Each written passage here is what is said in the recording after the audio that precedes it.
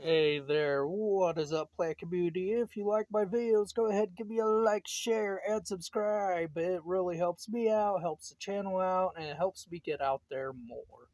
So, today's topic that I'm going to be talking about is zone pushing plants, but on a budget for some people who can't necessarily afford to zone push in such a way to where it's going to run their electric bill up, where it's just going to be way too much. And, last night I was looking heavily into it because I was like, what am I going to do with some of these palms when they just get way too big that I can't take them in anymore because they're too big. See, I live in a really northern region. I live in Indiana. I'm on the zone 6A area of Indiana. So I'm kind of on the verge of zone 5 and a zone 6A. So, sometimes we can go to zone 6 just like that. Well, I mean, it's zone 5, my bad. And, so it's hard to kind of push a little thing sometimes.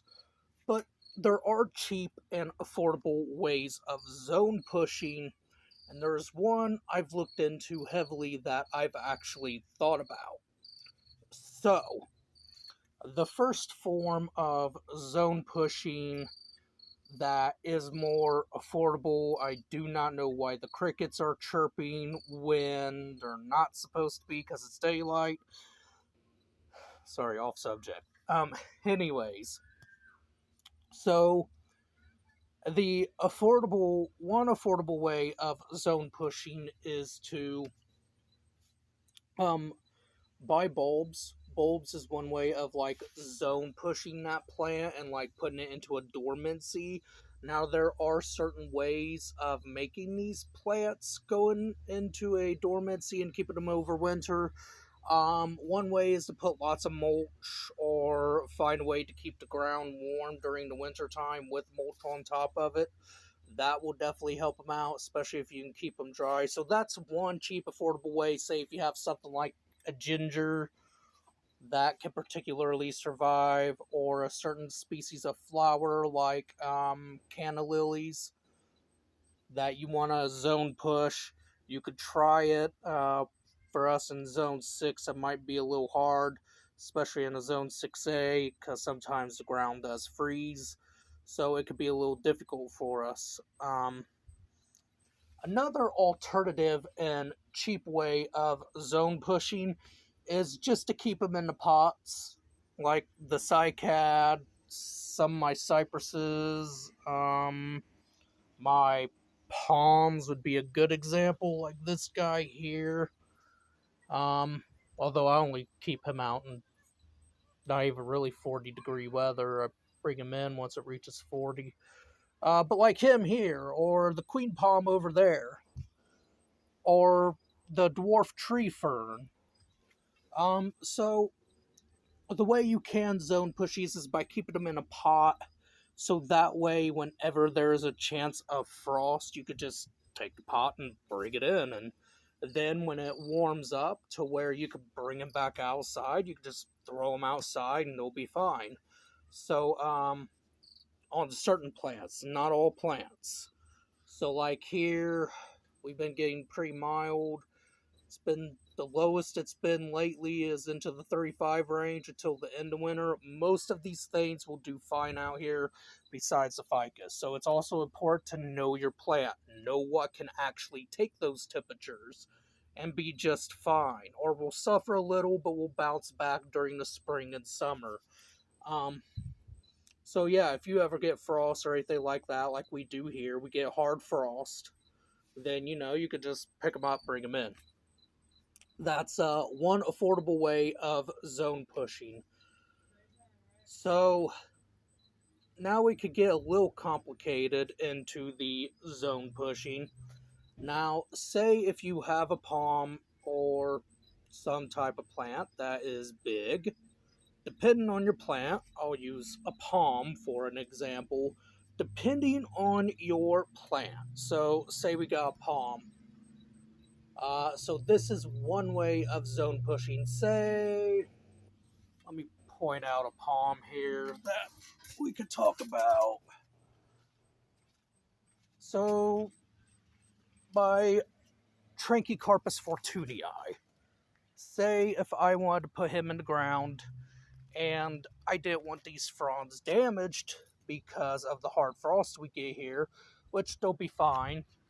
I mean, it'll still grow, but you know, they'll kind of wind up looking like this, especially with the strong winds. So, say if I have my Trachycarpus fortunii in the ground, or Chinese windmill palm, and I would protect it. One affordable way I could protect it, since it can take temperatures down to 10 degrees, is what I heard. So I mean, I've had them out here kind of colder than that. But anyways, especially being in the pot. Anyway, say if I have them in the ground and there was one affordable way I could do to protect them, I can wrap like a really thick blanket around them. Kind of use a rubber band or some gardening tape, but just kind of do that with it, bundle it up, and wrap a blanket around it until that frost passes. I could probably do the same with the Chinese fan palm if I'm daring enough. So that's one way to do that. But say if you have a palm that might be a little bit more tender to the cold, so queen palm, for example, be a little bit more tender to the cold. It could take temps down to 26 degrees, but not for prolonged periods of time. So this is a palm, even though I'm going to be keeping it outside, that I would have to worry about. So if I was going to zone push this, there'd be a certain way I'd have to do that. So have it partially planted in the ground with the pot, so I'm going to be digging that up this year, so that way I can move it inside when need be. But anywho, so this palm would be more fragile. So the thing I'd have to worry about is, yeah, I can bundle it up, do the same thing like I talked about, which be fine, but you would want to keep the heart of that palm warm, which is definitely going to be important. So the heart will be basically more down in there, and that's what you got to keep warm, including the new spear of the palm.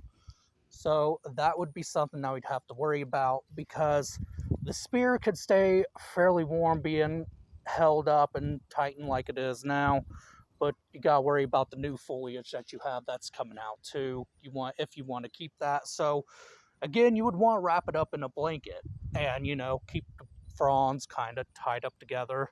So one way you could do this is you could take little hot hands, little hand warmers for whenever you're camping in the cold or something like that. They sell them at Walmart in the hunting section. You get like a good bulk of them for really $5, which is a good deal.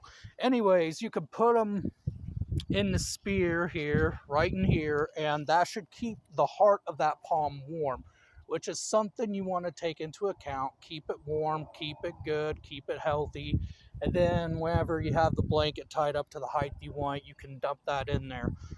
So that is one way of affordability of zone pushing. Just be aware those will only last 24 hours.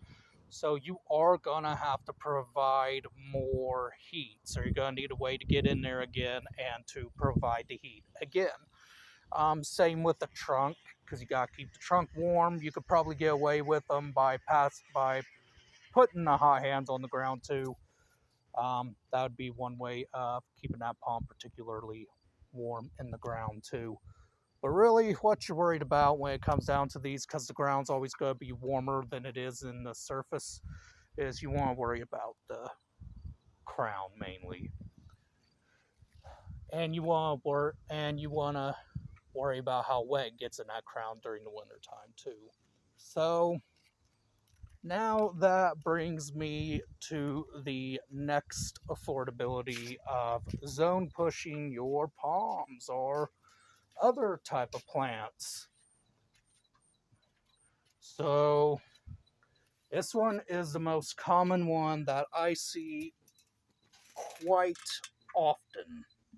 And that's especially for guys who are in Canada, Zone 5, and up. So, the most common thing I see is people building these portable greenhouses or little boxes that basically keep the palm warm, keep the root system warm during the winter time. So now those are usually generally people who have money that are able to do that. I could do it too with just some plywood boards and some plastic. But in the long run, all that really is just a miniature greenhouse. And that miniature greenhouse, yeah, it does it. It gets them through the winter. But at the end of the day, how many people can really afford that, especially nowadays where prices and things like that are going up. So, and electric. Not everybody can afford the electric bill on that. So it's generally the rich or people with money who have good jobs that can afford to do that. I know I can't afford to do that. So one thing I've looked into doing is getting a solar panel battery. So what this is it is a battery. You can buy them online and you can set it up where it's just receiving solar power all day. And they're really cool because it's basically a generator. That's really what it is it's just a big generator. And you can use the solar panels to power that generator, and that generator will, say, if you put a small space heater within the palm to keep it warm, you can generally, from what I've looked into it, you can zone push that palm pretty well if you have the energy to do so with the solar panels. Now, of course, you'll have to keep them clean. Whenever it rains, you'll need a microfiber cloth, something soft to wipe those panels off. And though generally that would be, the generators are going to be a bit more uh, pricey depending on the generator you get and depending on how you want to zone push that palm. So say if you wanted to go with the light method and the little greenhouse box, that's cool too. You probably won't need that expensive as of a generator, but if you wanted something where maybe you wanted both options, well, you're gonna probably need a more expensive solar power generator to power those items, just in case you decide that, oh well, I don't want to use the heat today, I want to use the battery because, well, it's quite mild out. So that's one way of zone pushing an exotic plant that I'm thinking about really doing. Um, it'd be interesting, especially for some of those palms that get big out there that we can't keep in the house. Um, so that is a general idea of something you can do with a budget to zone push these plants. Um, the generators I seen, they seem like they would be a good option, honestly, long as you can protect them from the elements like the rain and the cold. Because you don't, say if you have a little space heater that you're hooking up to, that you don't want that little electrical system to get messed up. You could probably even build a miniature little greenhouse system for it too, to just keep it out of that. Um,